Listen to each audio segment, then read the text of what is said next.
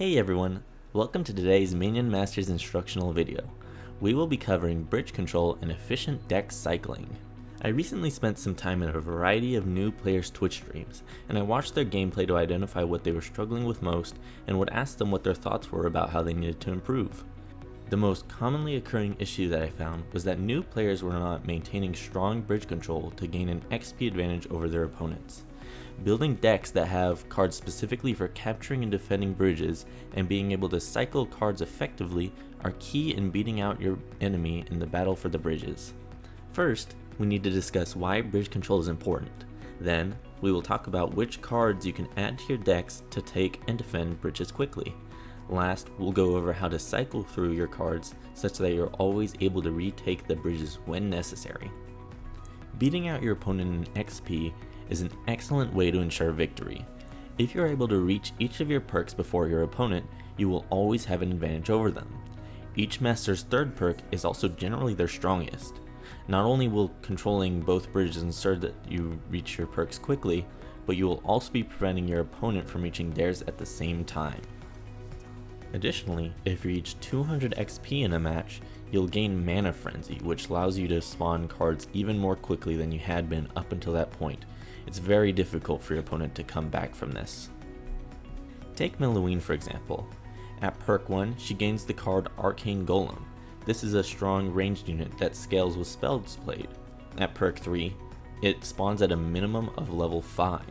This means that with 5 levels, it gains a significant amount of health and 30 damage, nearly doubling its damage per second. Here are 10 great cards that will help you get started capturing and maintaining bridges. The first few are some cheap cards that will give you the bridge quickly in exchange for only 1 mana. Next, we have 6 cards that split when they are spawned. They are actually able to take the bridge immediately when they are played because of how they are placed in a group together.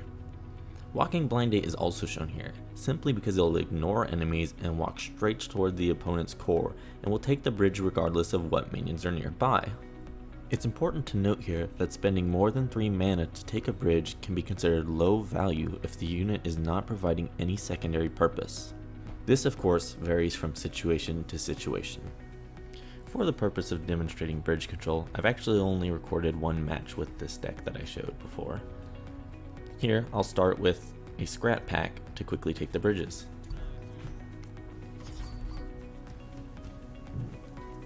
My opponent waits, and then he plays his Scrats in response. I quickly respond with my Scrat board in order to take down his Scrats and take the bridges yet again.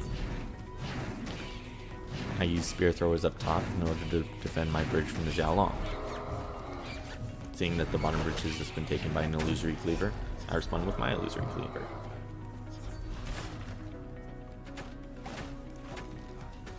Now that my top bridge is about to be taken by 2 ground units, I play my Propeller Scrats.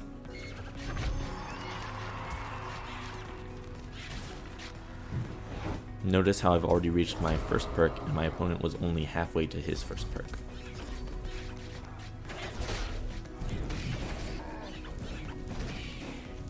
Swarmers of course will beat the Scrap Pack and take the top bridge.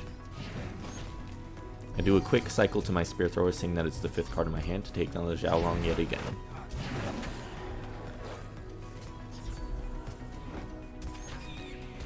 Unfortunately, since this is just a demonstration deck, I'm not carrying any spells such as Fireball, so I'm not able to deal with this Fire Imp that's taking down all of my units.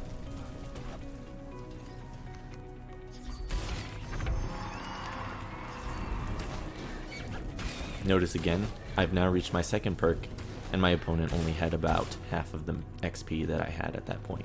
The rest of the match is mostly the same as it was earlier on. I try to respond to his units taking the bridge with mine to retake them quickly.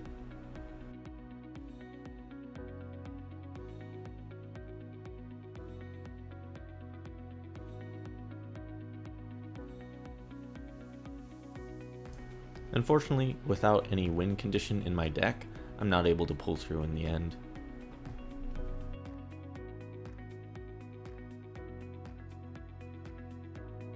The last subject for today is how to cycle for bridge control. The important takeaway here is that you always want to use some of your low cost cards more often than your higher cost cards in order to always put your bridge controlling minions back in hand quickly. To demonstrate, I will be showing 2 of my work in progress tournament decks.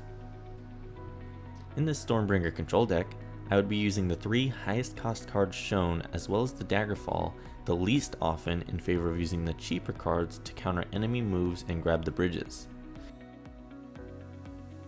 In this fast cycle Volca deck, the same is mostly true. The 3 most expensive cards are used much more situationally, and the low cost cards are used to always capture bridges. Let's check out some gameplay with these decks. Right at the start of a match against a King Puff, I know that I quickly want to get to my Dragon Ball because of its effectiveness against most King Puff decks. I start out playing my cheapest minions and wait for his response.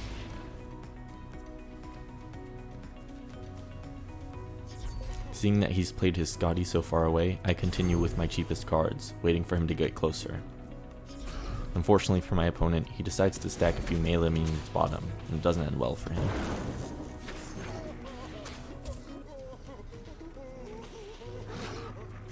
I also now know that I'm going to need Chopper back in hand quickly as well.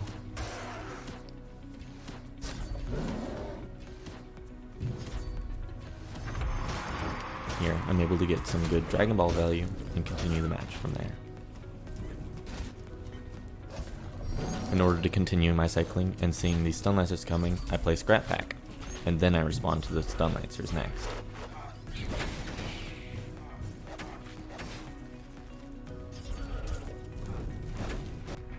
Seeing that my opponent has just played Stun Lancers and has a large push going up top, I play my Spear Throwers bottoms to prepare my Dragon Ball,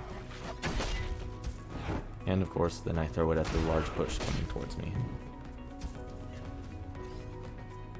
Here, I want to continue my fast cycling, so I play my Screaming Strat.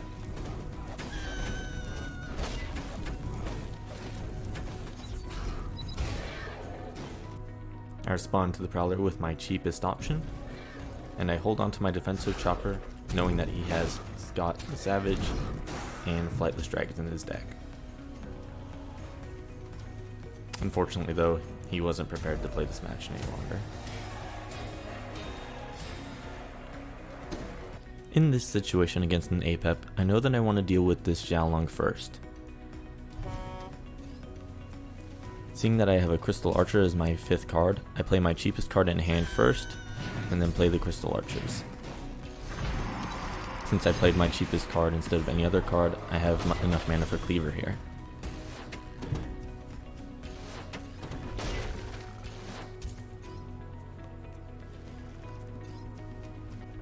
Here, I know that Dragon Ball is coming up soon in my deck, so I choose to play my cheapest cards first until I have that Dragon Ball ready to deal with the top push.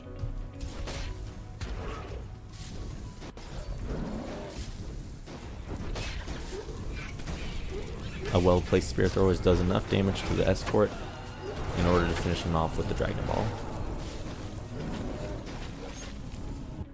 Here at the start of a match against a Setsu, I don't know what kind of deck she's running yet. She's given me both bridges already, and I'm not sure what's coming at me, so I choose to stockpile mana and use my cheapest cards first in await of what she's going to throw my way. As it turns out, she's going very aggressive. She brings out her brutes here, and I'm quickly able to respond since I've waited with 10 mana for this.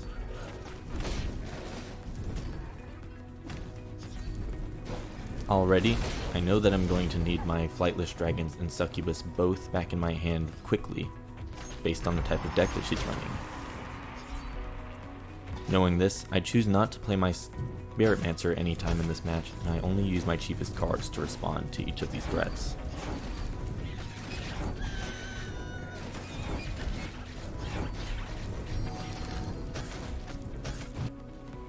Knowing that my opponent has Black Hole, I play my Succubus more aggressively than last time.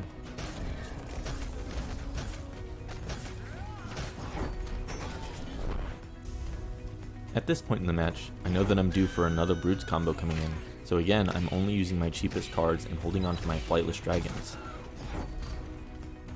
I also know that I need Succubus back, and so I'm cycling for that as well.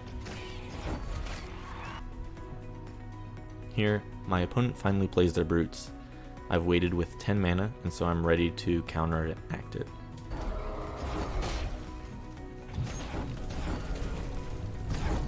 They throw out a Hypnotize, which I respond with my Screaming Scrat to prevent any damage.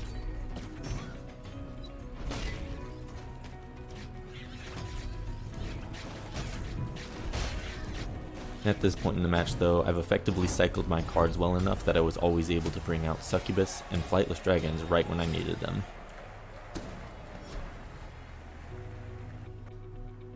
Thanks for watching. I hope that I've been able to teach you some of the techniques in bridge control and cycling that'll help you to dominate in your matches.